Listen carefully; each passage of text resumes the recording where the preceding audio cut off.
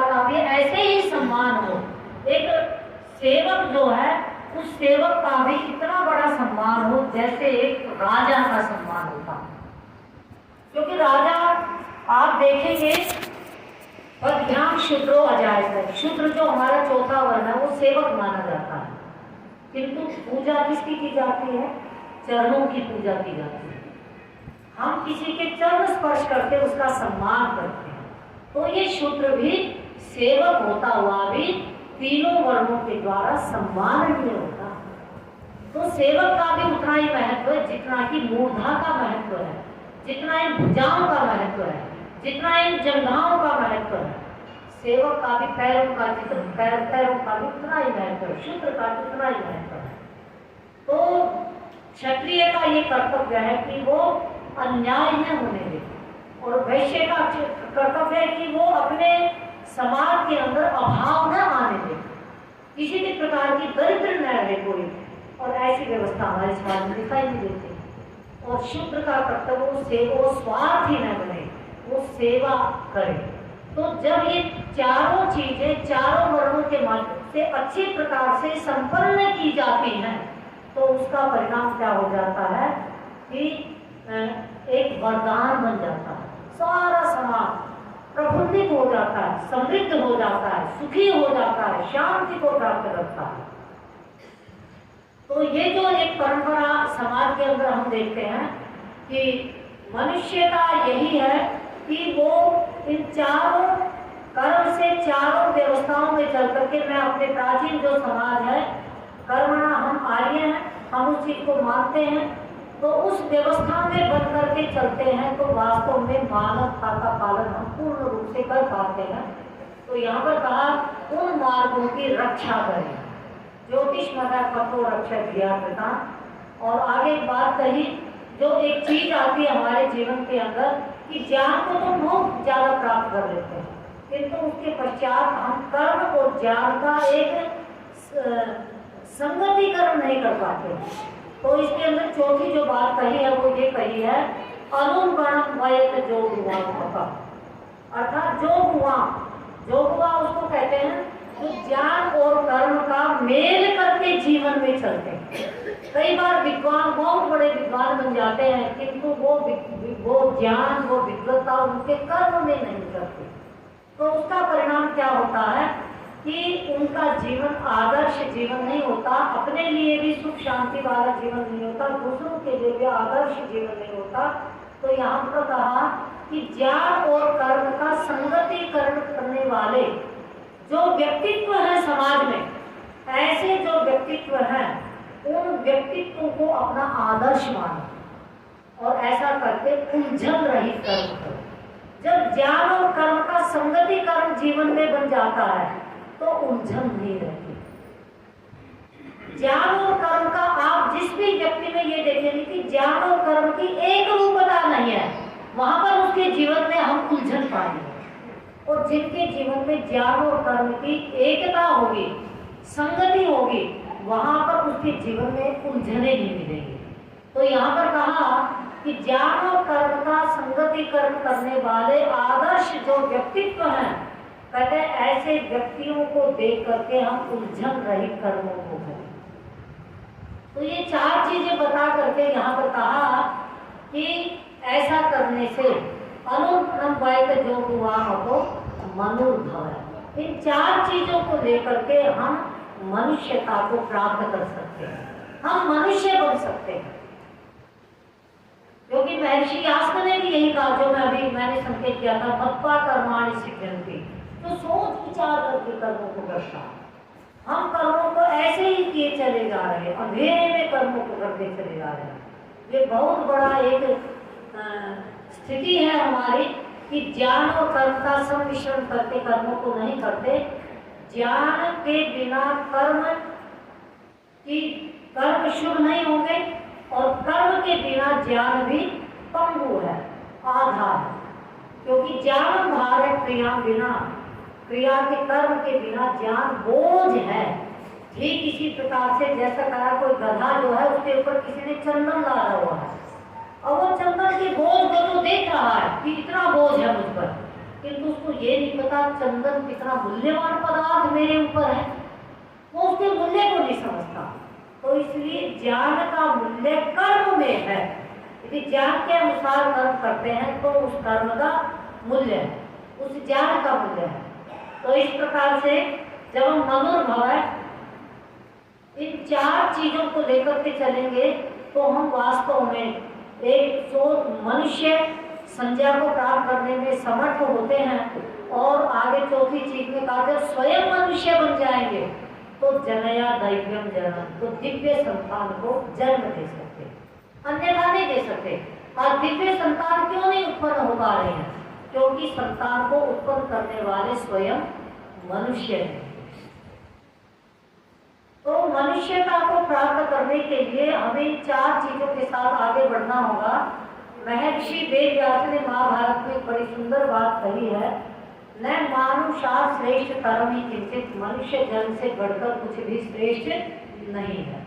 किंतु वहां पर केवल मनुष्य शरीर धारण करना नहीं है, वहां पर भी मानवीय मूल्यों की बात है कि मानवीय मूल्य जिसके जीवन में है वास्तव में वही मनुष्य है। तो हम अपने जीवन के अंदर चारों चीजों को लेकर के निरंतर चलेंगे तो वेद के संदेश को, आदेश को हम प्राप्त कर पाएंगे। मैं कवि हिंदी के बड़े प्रसिद्ध कवि हुए सुमित्रा नंदन पंत, आपने सुना होगा उनका नाम। उन्होंने बड़ी सुंदर बात कही, बड़ी पीड़ा है उनको, मनुष्य के अंदर मनुष्यता को न देख करके बड़ी पीड़ा है। उन्होंने बड़ी अच्छी बात कही कि ऐ मानव सुंदर है बेहद सुमन सुंदर, सुंदर है बेहद सुमन सुंदर, मानव तुम सबसे सुंदर। अर्थात सृष्टि के अंदर तुम सबसे सुंदर प्राणी हो। माना कि पक्षी भी बड़े सुंदर सुंदर है, सुमन फूल भी बड़े सुंदर सुंदर है, किंतु मानव तुम तो उन सबसे सुंदर कब हो। किंतु कब हो? आगे कहा कि कैसे हो तुम, मैंने तुम्हें कैसे बनाया? निखिल सृष्टि के तिल सुषमा से, निखिल सृष्टि की तिल सुषमा से तुम, निखिल सृष्टि की तिल सुषमा से तुम चिर निरूपम। कहते हैं इतनी बड़ी सृष्टि की छोटी छोटी सारी शोभाओं को लेकर के तुम्हें मैंने अनुपम बनाया है, तुम्हारी उपमा किसी से दी नहीं जा सकती। इतने सुंदर हो तुम, क्या इतनी अपनी सुंदरता का हम विचार कर पाते हैं? तो आगे क्या कमी तुम्हें है, क्या कमी तुम्हें है त्रिभुवन में, क्या कमी तुम्हें है त्रिभुवन में, यदि बने रह सको तुम मानो। कहते तुम्हें कोई कमी नहीं है, किंतु तब तक कमी ही कमी है जब तक तुम मानव नहीं। मानव बनने के बाद इस धरती पर तुम्हें कोई कमी नहीं है, किसी भी प्रकार की कमी नहीं है। क्या कमी तुम्हें है त्रिभुवन में, यदि बने रह सको तुम मानव। निखिल सृष्टि में चिर निरूपम मानव तुम सबसे सुंदर हो।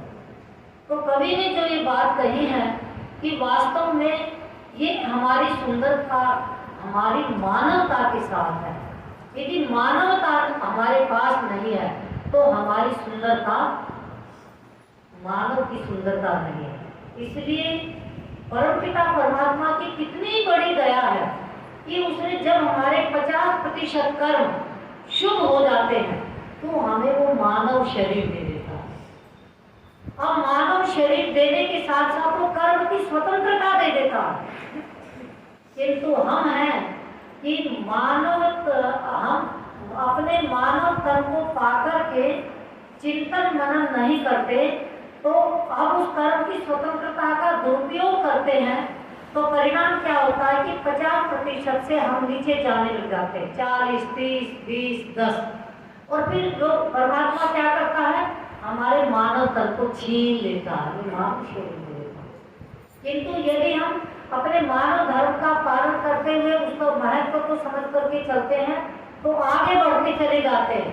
60, 70, 80, 90 उसी मानव से नीचे जाएंगे तो दानव बन जाएंगे, उसी मानव से ऊपर जाएंगे तो देवता बन जाएंगे।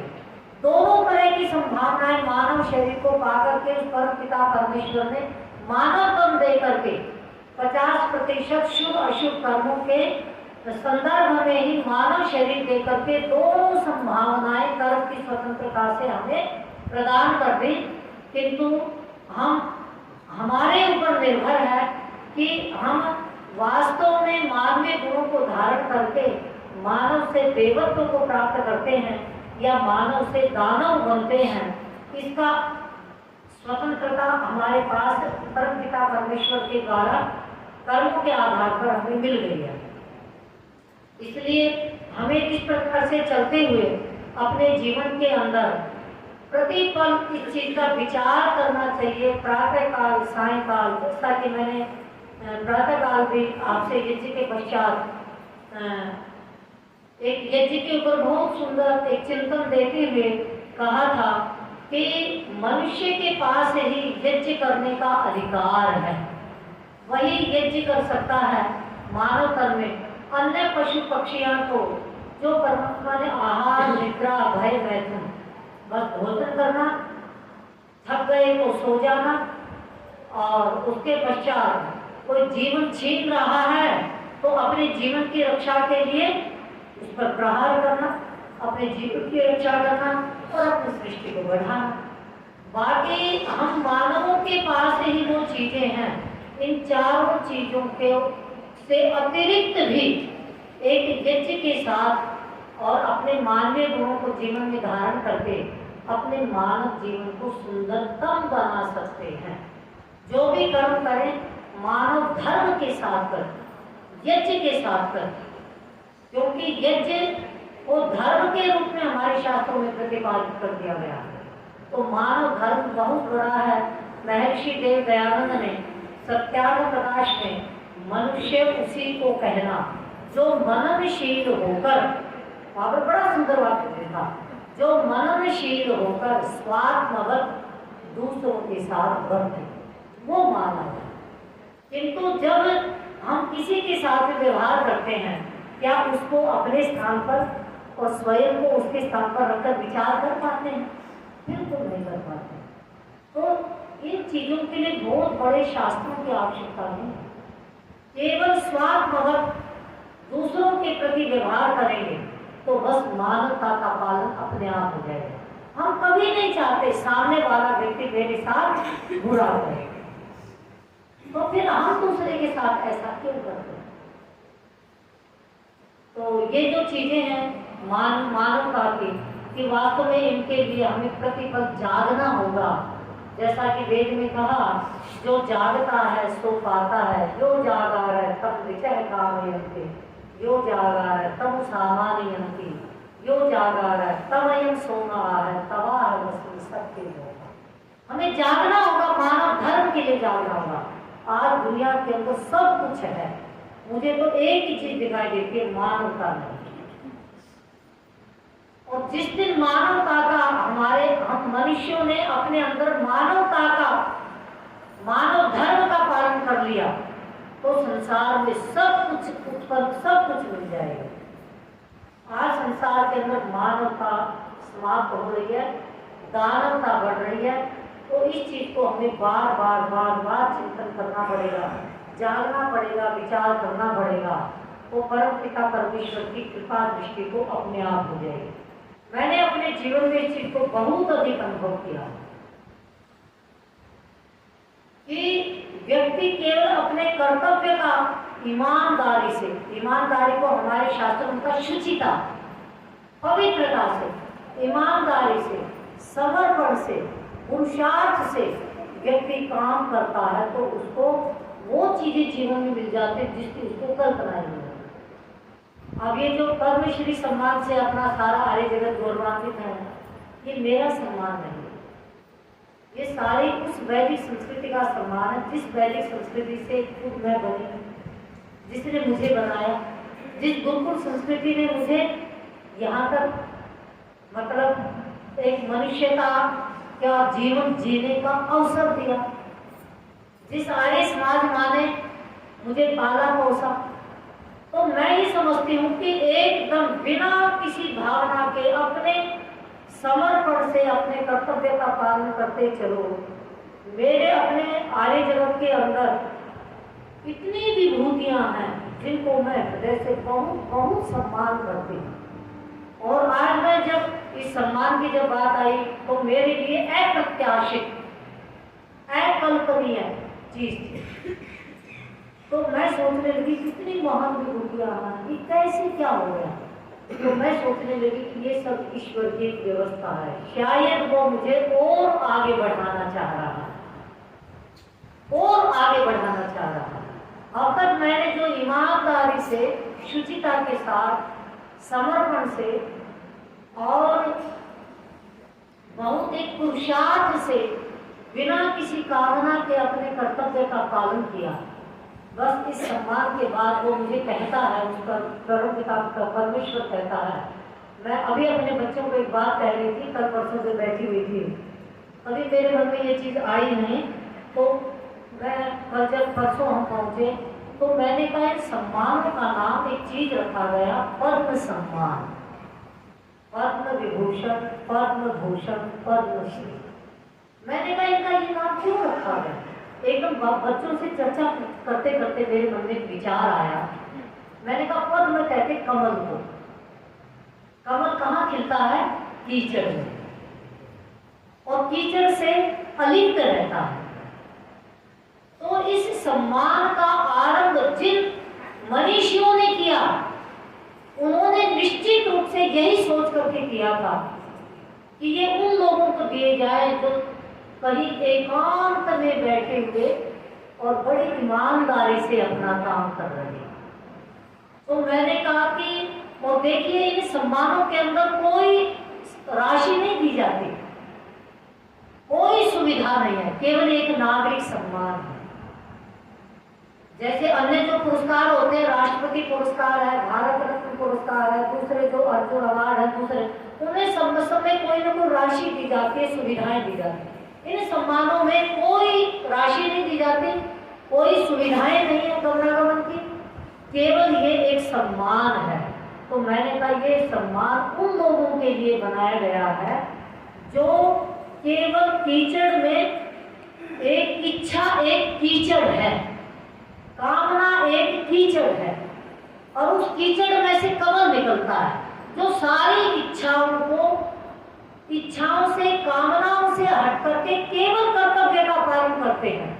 उन लोगों को कमल के समान ये पद्म सम्मान दिया गया।